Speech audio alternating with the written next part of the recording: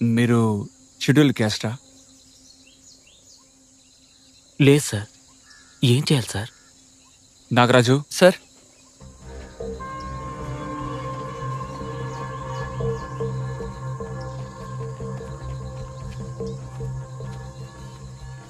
వాసన్, ఇక్కడున్న వాళ్ళు సరిపోరు.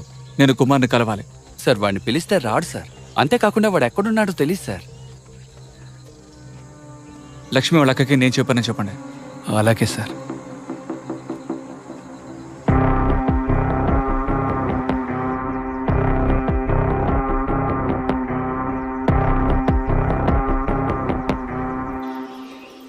ఈ స్కూల్లో నా చేయి తాకని చోటే లేదు సార్.